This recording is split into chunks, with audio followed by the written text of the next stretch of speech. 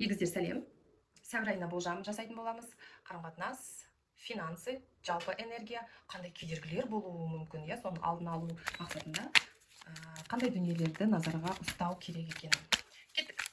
Сәуір айының жалпы энергиясы. Өкінішке орай сәуір айы бір сабақ алу айы. Бәлкім сіздің жоспарлап отырған істеріңіз іске асырылмауы мүмкін. Ойдағыдай жоспарларыңыз орындалмауы мүмкін. Айналадағы адамдардан күтпеген бір сізге деген қарама-қайшылықтар, ситуациялар, бірақ соның өзінде финансылық тұрғыдан қиын мәселелер болуы мүмкін, бірақ соның өзінде сіз мейлі, түсіндім, қабылдадым дейсіздер ғой. Сабақ сияқты ғой, в общем. Ары кеттік.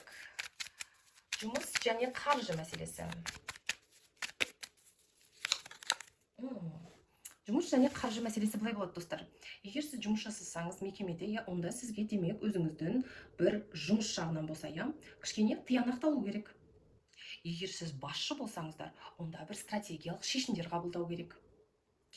Егер де сіз жеке бизнес иегері болсаңыздар, онда өзіңіздің жұмысыңызды жүйелеу керек. Система дейді ғой.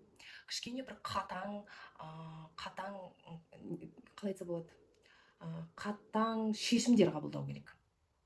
Егер сіз финансылық тұрғыдан қазір проблемалар болып жүрсе, онда бір шешімдер қабылдап, көптеген расходтарды, жалпы ақшаға деген қарым-қатынасты өзгерту керек.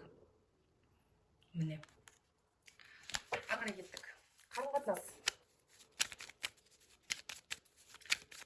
жағынан сәуір айы қалай болады екен егіздер үшін? Қарым-қатынас керемет. Көңіл көтеретін кезең. Не болмаса, бір сіз ойламаған ситуациялардың шығуы.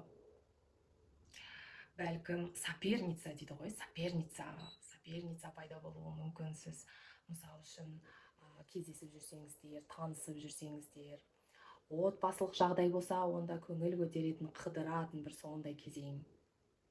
Бәлкім бір жерге қонаққа бару деген сияқты, Қандай кедергілер болуы мүмкін? Кедергілер. Бәсекелестік. Достар, егіздер, сәуір айында бәсекелестік болады. Жақсы нәтижеге жету үшін, табыста болу үшін, плюста болу үшін, ары қарай ұмтылу үшін, жылжу үшін сізге осы бәсекелестіктен жеңіп шығу керек. Бәсекелестікке дайын болыңыз. Ары қарай кеттік. Даму бағыты. Даму үшін, өсу үшін не істеу керек? Қандай бағыт таңдау керек? Өсу үшін, даму үшін сізге бәрін контрольға алу керек. Контроль. Содан кейін спортпен айналысатын адамдай сізге дисциплина керек. Нәтиже болу үшін жолыңнан таймай жұмыс жасау керек. Бизнес, табыс, жұмыс деген дүниеден нәтиже көрейін десеңіз, қатаң контрольға алу керек бәрін. Сонда ғана сен нәтижесін көресің дейді. Бұл деген қиялдану емес, карта желаний жазу емес, сенің қолыңда бәрі бар, қолыңда тұр. Просто саған кішкене әрекетпен дисциплина дейді ғой. Дисциплина, күнделікті еңбек, күнделікті жұмыс жасау, графикпен жұмыс жасау, кешікпеу, еңбек ету. Ары қарай кеттік. Кеңес картасы. Қандай кеңес береді екен сіздерге карта?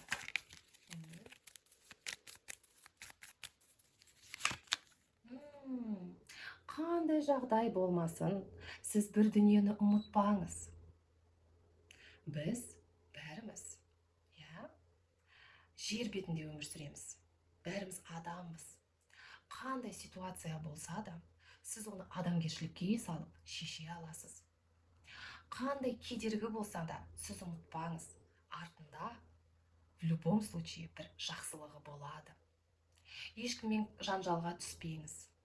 Өз-өзіңізді іштей жемеңіз. Бәрін бір Құдайға тапсырып, жарайды, өмір ғой, көреміз, жақсы болады, әлі түбі жақсы болады, бұл да сабақ деп өз өзіңізді іштей сондай бір тыныштық, в общем, айтады ғой, доверься вселенной дейді, иә, не болмаса құдайға тапсырдым дейді. Сондай бір спокойствие керек қой. Пенде екеніңді ұмытпа дейді. Мейірімді бол дейді. Сонда бәрі жақсы болады дейді. Міне, егіздер. Сәуір айына бұл болжам, егіздер. Сау болыңыздар.